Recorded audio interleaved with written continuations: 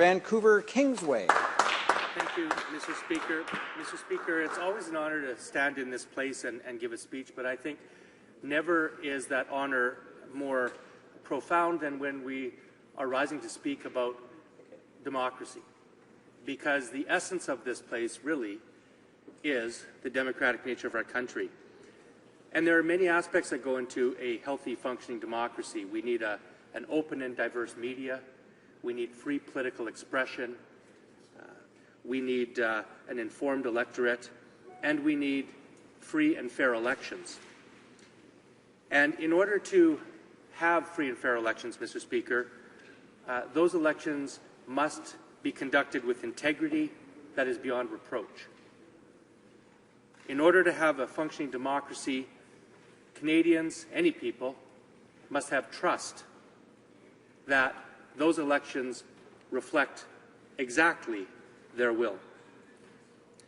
I come from Vancouver Kingsway, Mr. Speaker, which has one of the most well-known examples of a breach of trust in this country, where voters put their trust into electing David Emerson, a Liberal, only to see that person cross the floor within 14 days and sit as a Conservative member in complete violation of the voters' choice in that election. And so the people of Vancouver Kingsway can tell you have a keen interest in and commitment to democracy in this country. In fact, all Canadians, I think, are proud of our democracy, because democracy is a peaceful way for people to elect their representatives, to choose their government.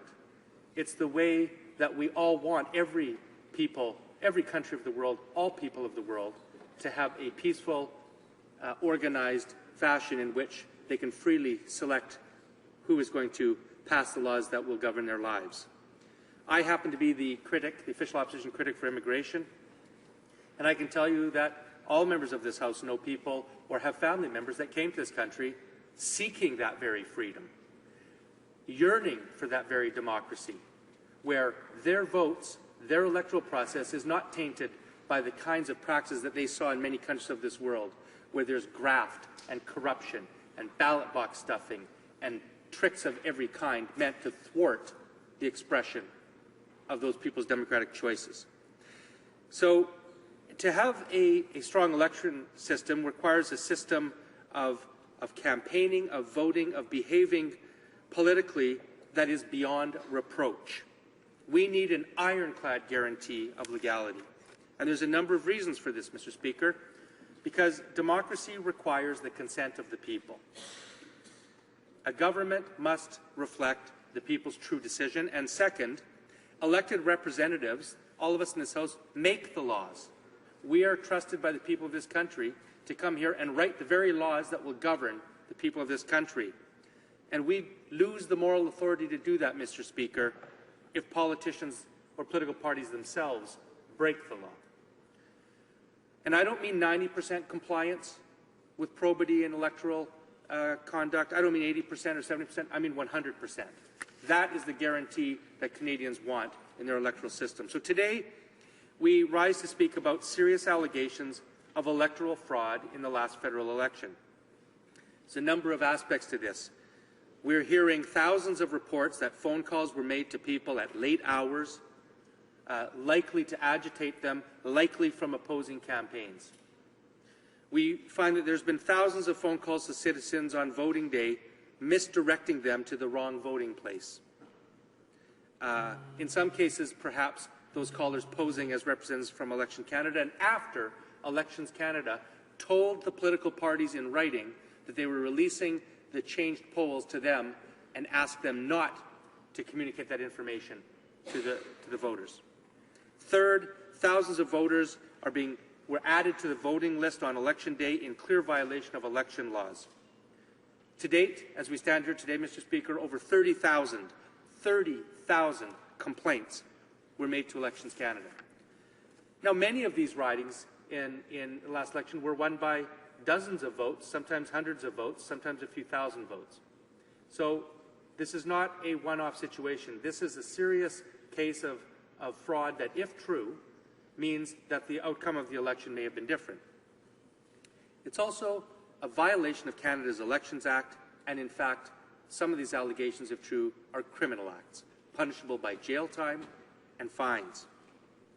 And every allegation, Mr. Speaker, is directed at only one party in this House, and that's the Conservative Party of Canada. That's a fact. Now, the evidence is mounting. We have RAC 9, which is a company who did work for many Conservative campaigns, including the Prime Minister's own campaign, record of holding hospitality suites, advertising for the Conservative Party with many Conservative connections, and we know now as a fact that fraudulent calls were made in the riding of Guelph that were made through RAC 9. RAC 9 denies that they knew what the content of the calls were. No doubt that those calls came through RAC 9. We have a company called RMG. It's a firm that contacts voters, manages databases, and raises funds for the Conservative Party and other right-wing groups. Former Conservative campaign manager Tom Flanagan even attributed the party's 2006 election win to that company. Its administrators have given many thousands of dollars in contributions to various Conservative campaigns, and the company also owns an American affiliate, Target Outreach, that sometimes works for the Republican Party. Now, dozens of local campaigns, 94 of them, according to some sources, gave important contracts to RMG. Many of them paid a similar amount of money, around $15,000. The campaigns of many ministers, including Minister of Finance, Associate Minister of National Defence, President of the Treasury Board, Minister of Human Resources, have used RMG services. 3 former employees of an RMG call centre in Thunder Bay have explained publicly that they had given false indications about voting stations to many voters in ridings with tight races during the 2011 election. An employee has even testified that she'd advised her supervisor that the script she was following was, quote, sending people to the wrong place, end quote. We have a history and a context, Mr. Speaker, here. The Conservatives recently pled guilty to violating Canada's election laws through the so-called in-and-out scandal after standing in this House day after day denying they had done anything wrong. At the end of the day, they pled guilty and paid the fine. The Conservative Party has admitted publicly making misleading phone calls suggesting a member of this House in the Liberal Party was about to resign. And they have admitted doing that. Falsely. That member was not about to resign. They have close ties with Republican companies and operatives who openly advocate voter suppression techniques. Now, we can often tell a lot by how someone acts when facing an accusation. And how have the Conservatives acted? Well, they've changed their stories repeatedly. First, they said there's no evidence to support these allegations. Then they said other parties committed these acts, which is absurd. Why would the Liberal Party make misleading phone calls to their own voters, direct them to the wrong place? That's absurd. They said that Elections Canada made the calls.